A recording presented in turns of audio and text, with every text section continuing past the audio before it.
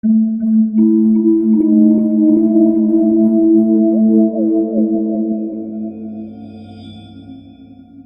isang liblib na baryo sa gitna ng kagubatan, may isang albularyong kilala sa kanyang pambihirang kakayahan, si Ka Pedro. Bata pa lang siya, natuto na siyang gumamot sa ilalim ng gabay ng kanyang amang albularyo. Sinasabing may dumadaloy na kapangyarihan sa dugo ng kanilang angkan.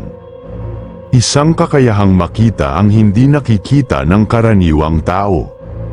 Dahil dito, siya ang takbuhan ng mga taga-baryo kapag may hindi maipaliwanag na sakit o kababalaghan. Ngunit sa kabila ng lahat ng kanyang kaalaman, may isang gabing nagbago ang lahat, isang gabing nagpatunay na kahit ang pinakamagaling na manggagamot ay may hangganan ang kakayahan. Noong gabing yun, malakas ang hangin. Ang mga dahon ng punong saging sa paligid ng kubo ni Ka Pedro ay lumalagitik. At ang alingaw-ngaw ng mga hayop ay tila masyadong maingay. Parang may gustong ipahiwatig. Nakaupo si Ka Pedro sa isang lumang upuan. Gumagawa ng halamang gamot para sa isang buntis na may pilay. Tahimik ang gabi, maliban sa pag-ihip ng hangin. Isang malakas na katok ang dumagundong sa pintuan ng kanyang kubo. Hindi ito ang tipikal na lakas ng katok ng mga nangangailangan ng tulong. Ito ay malalim, mabigat, at parang walang pag-aalinlangan. Isinilid niya ang isang maliit na bote ng langis sa kanyang bulsa at lumapit sa pinto. "Sino yan?" tanong niya, habang bumibigkas ng orasyon sa isip. Sandali siyang hindi sinagot. Saka may dumaan na hangin sa kanyang batok. "Ka Pedro." Mababa, tuyot, at halos walang emosyon ang tinig. Dahan-dahan na binuksan ni Ka Pedro ang pinto. Sa kanyang harapan ay isang matandang babae, payat na payat. At ang mata nito ay may kakaibang kulay abo na parang abo ng patay. Sa tabi nito, may isang batang babae na tila halos wala ng buhay, payat. At may malalalim na eye bags. Ngunit ang higit na nakatawag ng pansin kay Ka Pedro ay ang kamay ng bata. Mahahaba ang daliri nito, halos kasing haba ng patalim. "Ka Pedro, tulungan mo ang apo ko." Pinapasok ni Ka Pedro ang maglola at agad na inihiga ang bata sa papag. Habang pinagmamasdan niya ito, napansin niyang hindi lang payat ang bata, parang wala itong dugo sa katawan. Ang balat nito ay manipis na manipis. At tila bumabakat na ang mga buto sa ilalim. Kailan pa siya nagkasakit? Tanong ni Ka Pedro habang hinahalo ang langis sa isang mangkok. "Matagal na, Ka Pedro." Sagot ng matanda. Pero nitong huli, lalo siyang lumala. Hindi na siya kumakain. Hindi na siya natutulog. Tiningnan ni Ka Pedro ang bata. Nang masdan niya ito ng mas maigi, napansin niyang may kakaiba sa kanyang mga mata. Ang puti ng mata nito ay hindi normal, hindi ito kulay puti. Kulay abo ito. Parang abo ng isang sinunog na kahoy. May gumapang na masamang enerhiya sa batok ni Ka Pedro. Sinimulan niyang gumuhit ng bilog sa paligid ng bata gamit ang durog na uling at asin, isang pangontra laban sa masasamang espiritu. Kinuha niya ang isang bote ng langis at ibinuhos ito sa noo ng bata. Sinimulan niya ang pag-orasyon. Sa unang bigkas ng dasal, naramdaman niyang lumamig ang hangin.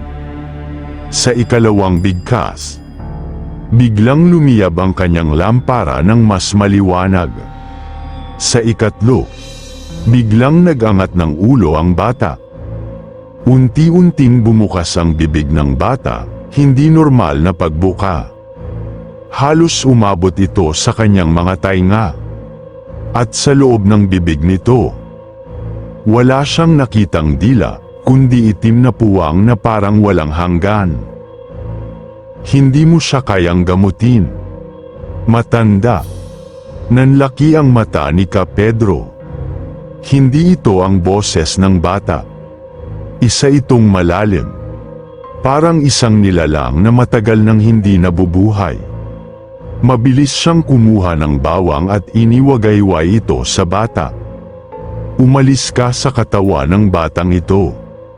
Sa ngalan ng Diyos, layuan mo siya. Natawa ang bata, isang tawang hindi pangkaraniwan. Isang tunog na tila nagmumula sa ilalim ng lupa. Ano ka? Tanong ni Ka Pedro.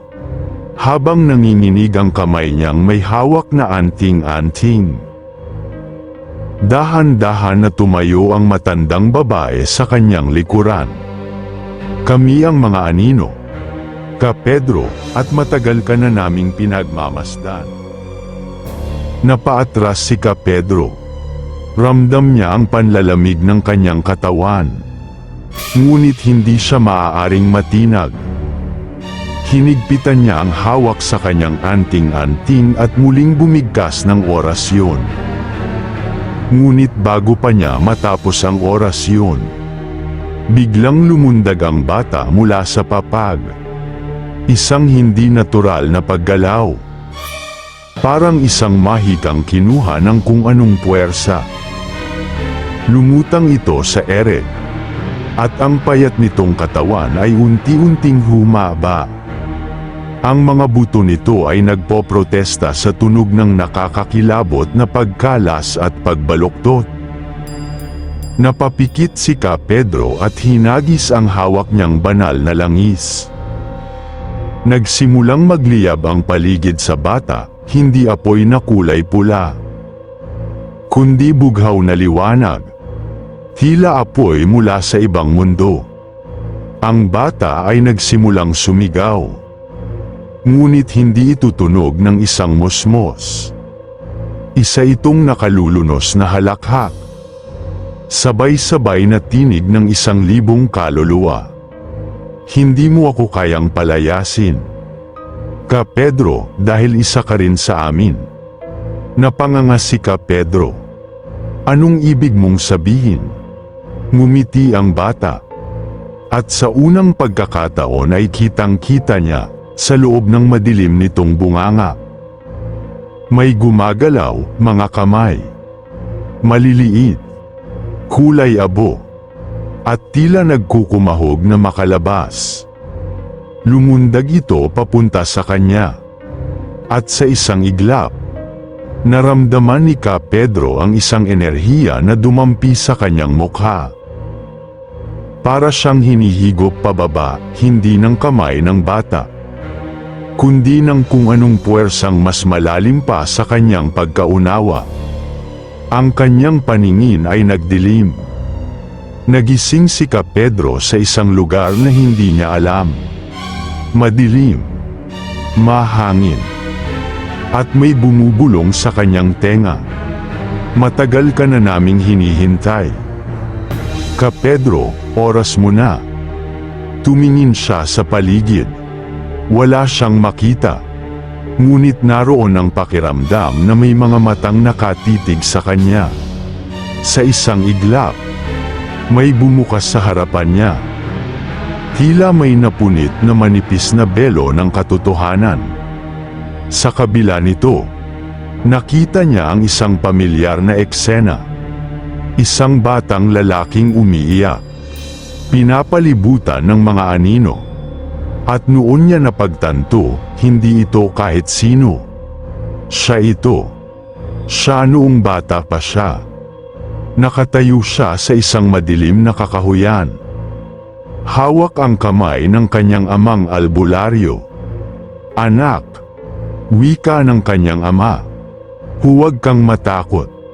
Ngunit kahit pa inutusan siyang huwag matakot, ramdam ni Ka Pedro o ng kanyang mas batang sarili ang kilabot sa kanyang laman. Sa harapan nila ay isang nilalang na hindi niya maipaliwanag. Mahaba ito, hindi pantay ang hugis ng katawan, at parang usok ang dulo ng mga kamay. Wala itong mukha, ngunit sigurado siyang nakatingin ito sa kanila. Siya ang bantay ng ating angkan, sabi ng kanyang ama, dahil tayo ay tagapamagitan ng buhay at kamatayan. At noon niya naalala ang sumpa ng kanilang dugo. Ang bawat albularyo ng kanilang lahi ay hindi ordinaryo. Hindi lamang sila manggagamot ng tao, kundi tagabantay ng pinto sa pagitan ng mundo ng mga buhay at patay.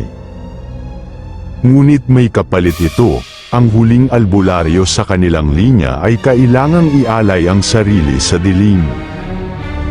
At ngayon, siya na ang huli.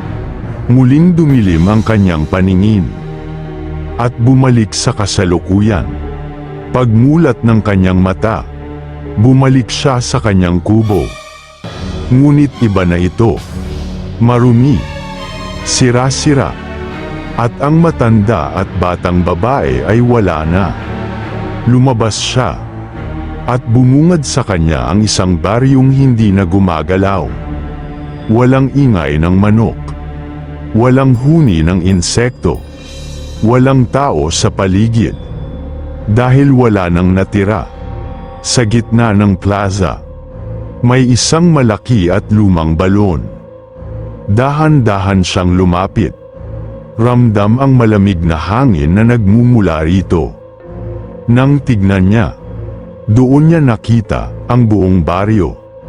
Lahat ng tao, nakasiksik sa loob, nakangiti, walang buhay.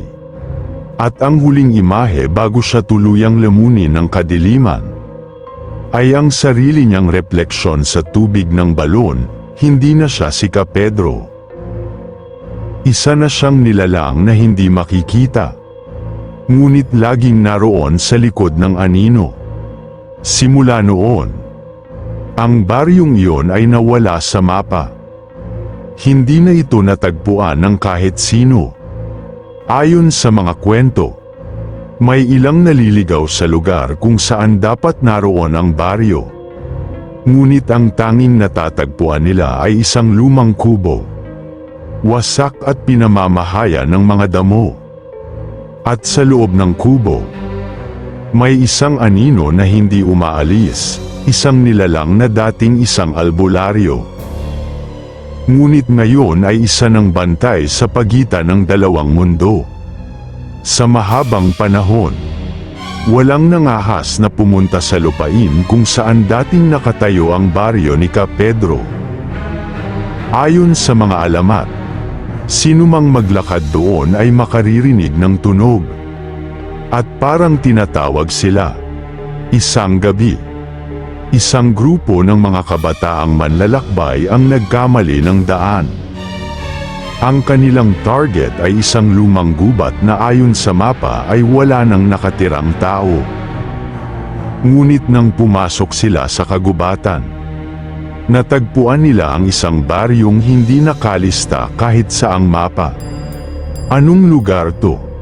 Tanong ni Romy, ang leader ng grupo. Sa gitna ng baryo, nakita nila ang lumang kubo ni Ka Pedro. Nakasara ang pinto, pero halatang may gumagalaw sa loob. Nagpalitan ng tingin ang magkakaibigan. Ano kaya kung pasukin natin? Suhestyon ni Luis, ang pinaka-curious sa kanila. Gabi na, baka may nakatira pa dyan. Sagot ni Lando.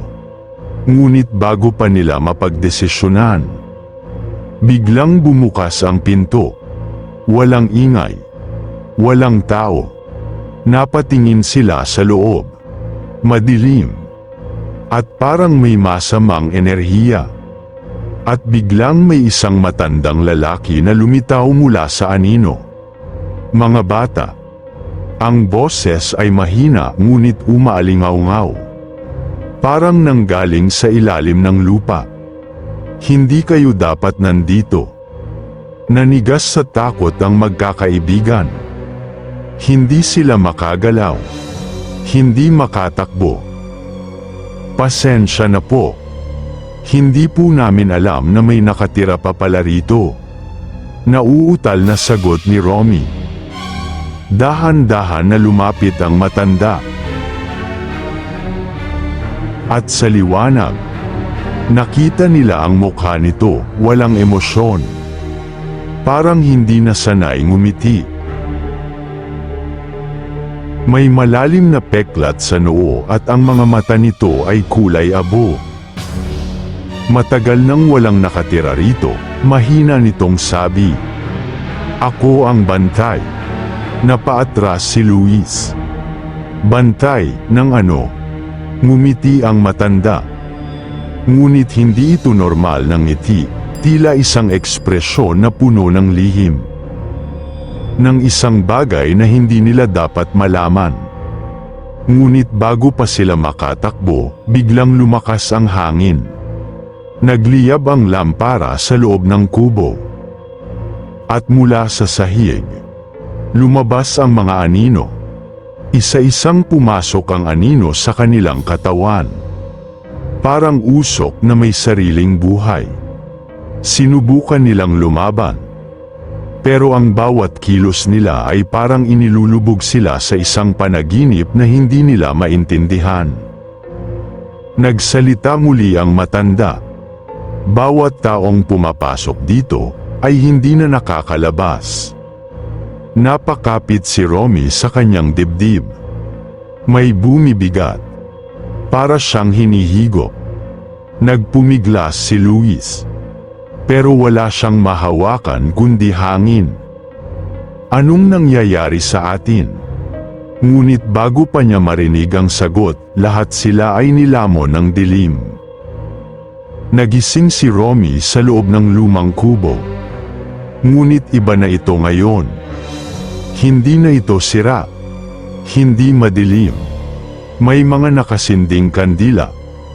At sa gitna ng silid, may isang altar na may nakaupong tao. Si Ka Pedro. Ngunit ang kanyang anyo ay hindi tulad ng dati. Ang kanyang balat ay parang kahoy. Ang kanyang mata ay parang isang balon na walang laman. Napaatras si Romy. Ngunit hindi siya makagalaw. Ano to? Tumayo si Ka Pedro. Sa kanyang paggalaw, parang lumalagitik ang kanyang mga buto. Parang isang bagay na matagal nang hindi kumikilos. Huwag kang matakot, aniya. Dahil tulad ko, isa ka na rin sa kanila. At noon lang niya napansin ang kanyang mga kamay. Hindi na ito kamay ng tao. Ito ay anino.